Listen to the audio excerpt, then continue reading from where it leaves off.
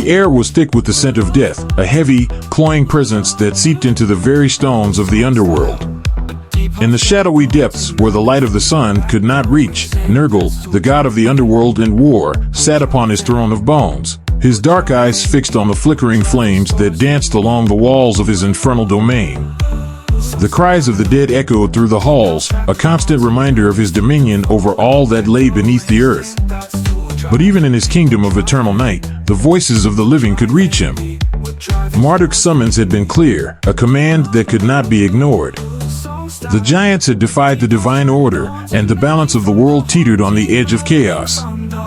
And Zeus' failure had left the divine race vulnerable, and it was now up to Nergal to restore order. Rising from his throne, Nergal's form shifted in the shadows, a towering figure clad in armor black as the void, his presence a storm of malevolent energy. His eyes glowed with an inner fire, the embodiment of war and death, and in his hand, he held a great scythe, its blade forged from the darkness between the stars. With a single thought, Nergal summoned his legion of divine warriors, spirits of vengeance and fury, who served him in both life and death. The warriors appeared before him, their armor gleaming in the dim light, their expressions grim and resolute. Among them were beings of great power: Ashur, the relentless warlord whose spear had never missed its mark; Kali, the fierce goddess of destruction, whose dance of death left nothing in its wake; and Ares, the blood-soaked god of war, whose fury was matched only by his thirst for battle. Nergal surveyed his legion with a cold, calculating gaze, his mind already turning towards the task at hand. The giants had proven themselves a formidable foe, and this battle would not be easily won. But Nergal was no stranger to war, and he relished the challenge. Ashur, Nergal's voice was a low, rumbling growl that echoed through the hall. You will lead the vanguard. Strike quickly and without mercy. Show the giants that there is no refuge from our wrath. Ashur nodded, his eyes narrowing with determination. They will not know what hit them, my lord. The giants will fall before our blades like wheat before the scythe. Kali, Nergal continued, turning to the goddess of destruction. You will follow Ashur. Sow chaos in their ranks, tear apart their defenses, and leave nothing but ashes in your wake. Kali grinned, her dark eyes glittering with a feral light. It will be my pleasure, Nergal. The giants will know the meaning of true destruction. Nergal's gaze shifted to Ares, who stood at the back of the legion, his hands clenched around the hilt of his sword. Ares, you will be our hammer. Strike with all your might, and break the giants' spirits. Show them the futility of their defiance. Ares nodded, a grim smile tugging at the corners of his lips.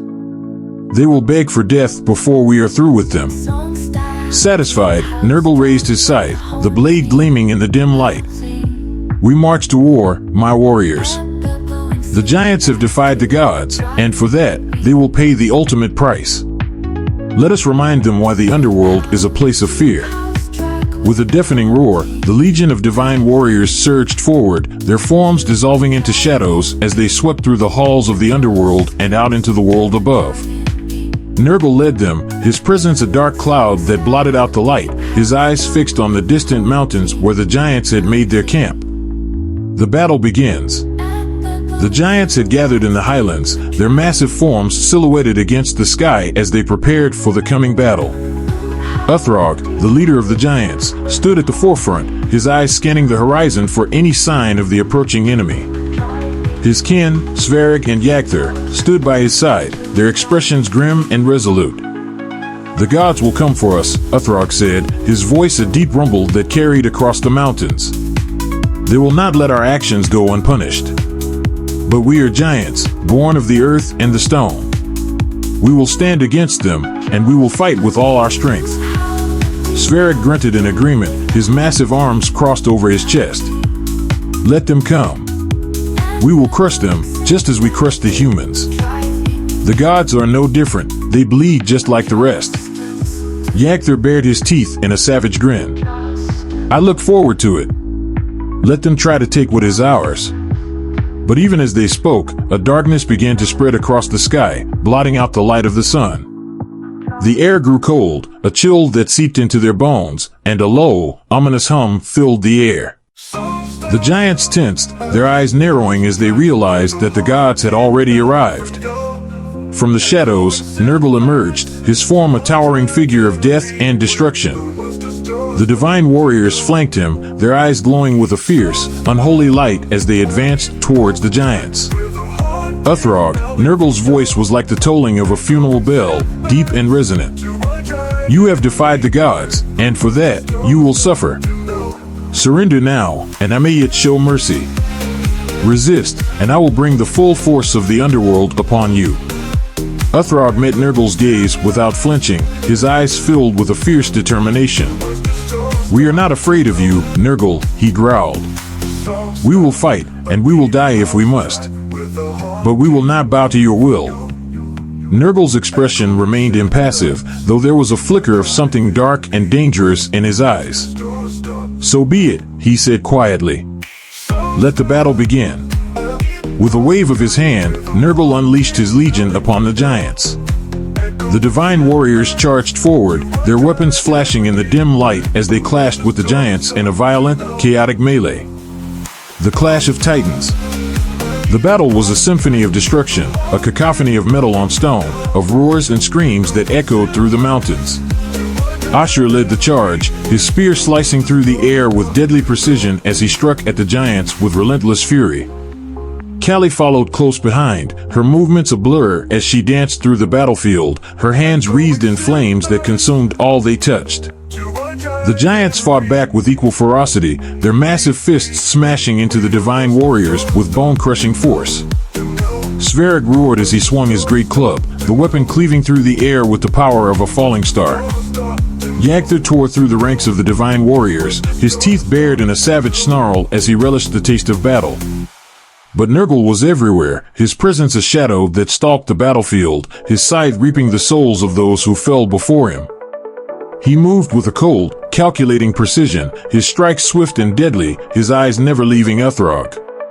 The battle raged on, the ground beneath them trembling with the force of the conflict. The giants were strong, their bodies forged from the very stone of the earth, but the divine warriors were relentless, their attacks coordinated and precise. For every giant that fell, a dozen divine warriors took their place, their determination unyielding. At the heart of the battle, Nergal and Uthrog clashed, their weapons meeting with a force that sent shockwaves through the air. Uthrog's massive axe struck with the power of a mountain, but Nergal's scythe was a weapon of pure darkness, cutting through the air with a deadly grace. You cannot win, Uthrog, Nergal hissed as he blocked another strike. The gods are eternal, their power infinite. You are nothing but a fleeting memory, a moment in the vastness of time. Uthrog snarled, his eyes blazing with fury. We are giants, Nergal. We are born of the earth, and we will not be so easily defeated. With a mighty roar, Uthrog swung his axe in a wide arc, aiming for Nergal's head. But Nergal was quick, his form dissolving into shadow as he dodged the blow, reappearing behind Uthrog with his scythe raised high. The blade of the scythe came down in a blur of motion, slicing through Uthrog's shoulder and leaving a deep, smoking wound. The giant staggered, pain coursing through his body, but he did not fall. Is that all you've got, Nergal? Uthrog growled, his voice thick with pain. You'll have to do better than that. Nergal's lips curled into a thin smile. Very well, he said softly. I will. With a surge of dark energy, Nergal attacked with renewed ferocity, his scythe flashing through the air like a streak of black lightning. Uthrog fought back with all his strength, his axe swinging in wide, powerful arcs, but it was clear that he was beginning to tire. The divine warriors pressed the attack from all sides, and though the giants fought with the strength of the earth itself, the relentless assault of the gods began to wear them down. Sverrig, his arms aching with the strain of battle, glanced over at Uthrog and saw the deep wound in his shoulder, the blood running in dark rivulets down his arm. Gritting his teeth, Sverrig let out a mighty bellow and charged toward Nergal, his massive club raised high. You'll not take our leaders so easily, god of the underworld, he roared, bringing his weapon down with all the force he could muster. Nergal, sensing the giant's approach, twisted away from Uthrog and turned to face Sverrig, his scythe meeting the giant's club with a resounding crash. The impact sent a shockwave rippling through the air, and for a moment, it seemed as though the very ground beneath them might split apart from the force of the blow. But Nergal was unshaken. His eyes glowed with a fierce, unholy light as he pushed back against Svarog's strength, forcing the giant to take a step back. "You are brave, giant," Nergal said, his voice cold and cutting. "But bravery alone will not save you from the wrath of the gods." Svarog snarled, his muscles straining as he tried to overpower Nergal, but the god's strength was like an iron wall, unyielding and immovable. With a swift motion, Nergal twisted his scythe and sent Svarog's club flying from his hands, the weapon spinning through the air before crashing to the ground several yards away. Nergal's eyes locked onto Svarog's, and in that moment, the giant knew he was outmatched. But still, he did not retreat. "We are giants," Svarog spat, his voice filled with defiance. "We do not bow, and we do not break." Nergal's expression remained impassive, but there was a flicker of respect in his gaze. "Perhaps not," he murmured, "but you will fall." With a swift, lethal motion, Nergal's scythe slashed across Svarog's chest, leaving a deep, smoking wound that cut through flesh and bone alike. The giant staggered back, his breath coming in ragged gasps, but still, he remained on his feet. "Nergal!" Uthrog's voice rang out across the battlefield, filled with a mix of fury and desperation. "If you want to finish this, then face me. Leave my kin out of this." Nergal turned his gaze back to Uthrog, his expression unreadable. The battlefield around them was a scene of chaos. Giants and divine warriors clashed in a violent dance of death, the ground glittered with the bodies of the fallen. But in that moment, it was as if the world had narrowed to just the two of them, locked in a deadly contest of wills. "As you wish," Nergal said, his voice low and dangerous. "Let this be the end, Uthrog." With a roar, Uthrog charged at Nergal, his axe raised high, determined to strike the god down with all the strength he had left. The air around him seemed to vibrate with the force of his rage, and for a moment, it was as if the very earth itself rose up to aid him. But Nergal was ready. With a cold, calculated precision, he met Uthrog's charge head-on, his scythe flashing through the air in a deadly arc. The two weapons collided with a force that sent sparks flying in all directions, and for a brief moment, it seemed as though neither would give way.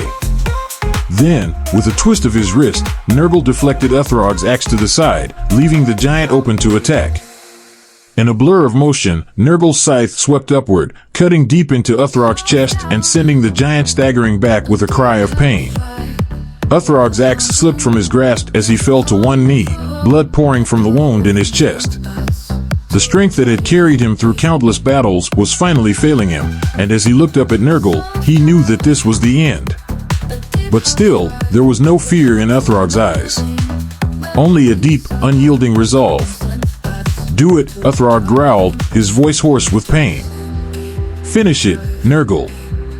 But know this, you may kill me, but you will never break the spirit of the giants."